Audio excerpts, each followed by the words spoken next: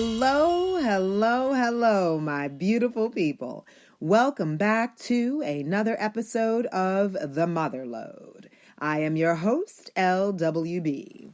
Today's podcast is brought to you by Apple Podcasts, Spotify, Spreaker.com, and a WWB production, with music by Mr. Andrew Riley.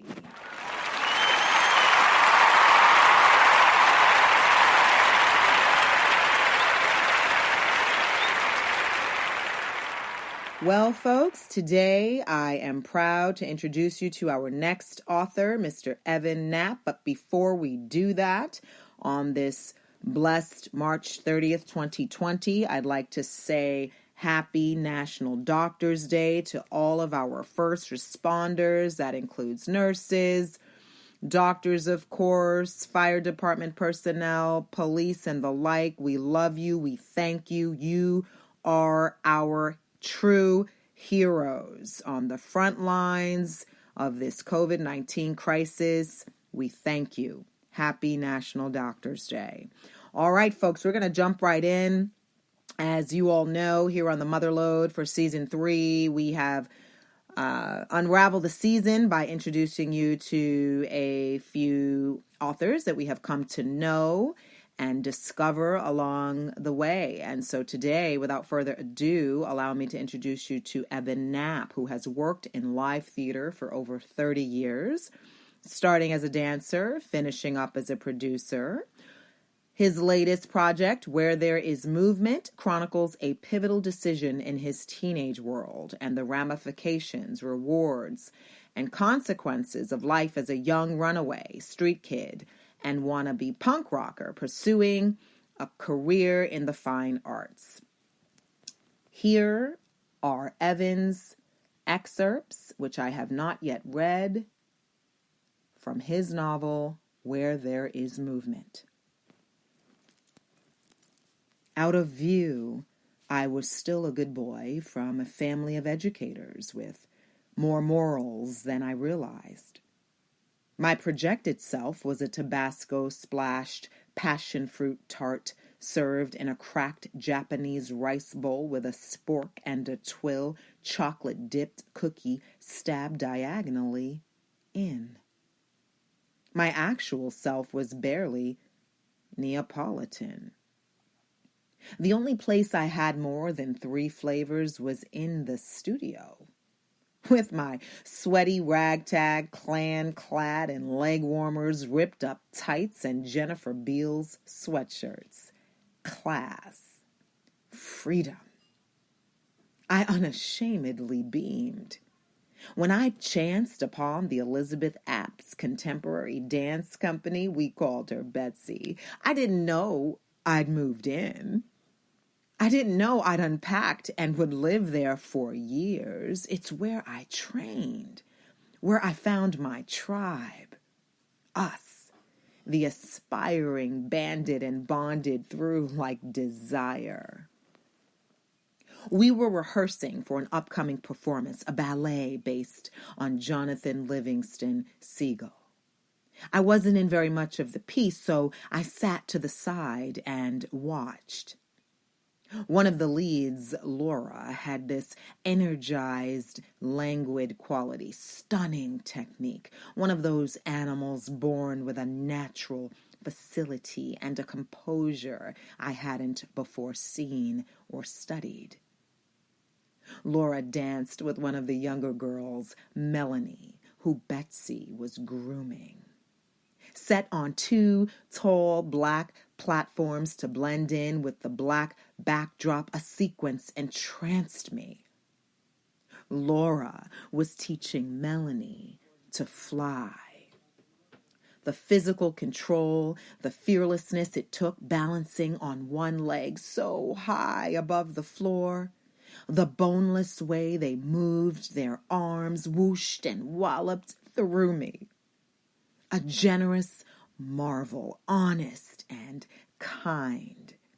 They were in their own time. I knew what I felt, but didn't fully understand until that exact benchmark. My ever-expelling gush, the volume of what I gave when I danced, felt supernatural. Seeing them perform the duet, I realized whether watching it or doing it, dance was tangible magic.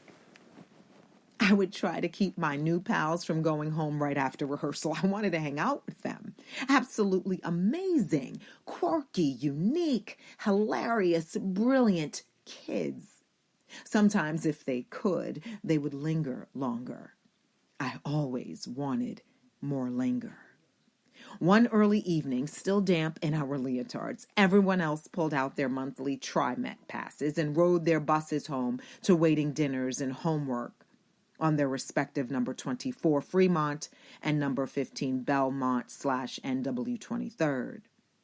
I sat on the edge of this painted white brick planter box outside a retro clothing store called The Big Bang, right next to the stairs which walked up to the studio.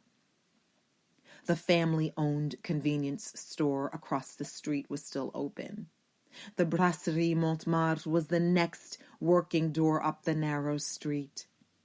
After locking up the studio, Betsy would go there with parents or other teachers to sit and pluck artichoke petals, dip those in basil aioli, pull them through front teeth, and chug house wine. She wasn't there that evening.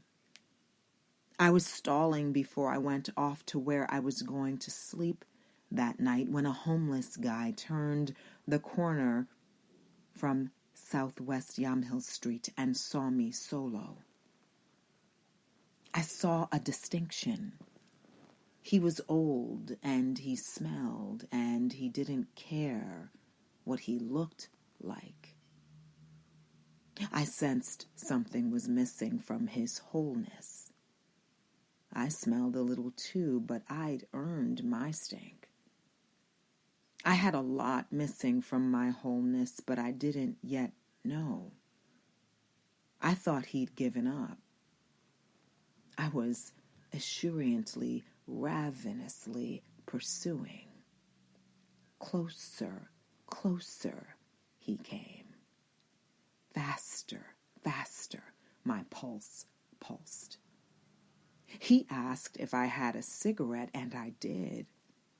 And since I was taught not to lie and to always share, I gave him two. Then he wanted a light. Then he sat down too close to me. I was ready, like a tennis player focused on the first serve. He looked at me for a long time. He asked if I was a dancer. Uh-huh. Do you like being on stage? Yeah. You need to be careful. Ace 15, love. Don't dance for the applause. There won't always be an audience. My brain took a brief stroll through paralysis, not grasping, but recognizing wisdom, while my mind constructed a 4D memory of the volley and filed it away from me for later. Re-entering real time, my pungent sage was already walking back up the narrow Park Avenue.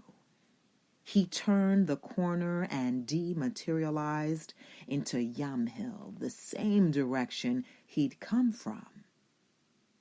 I grabbed my bag, stood up, and went the opposite direction, flicking my still burning cigarette all the way across the street.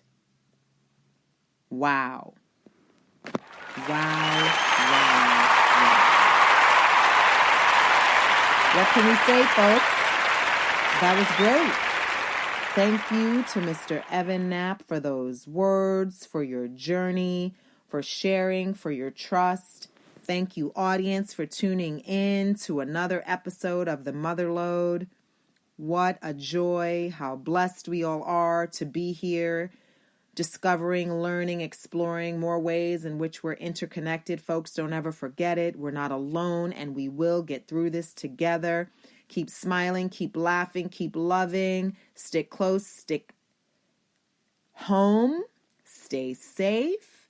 Be good. I'm LWB. I'm out. Until the next time.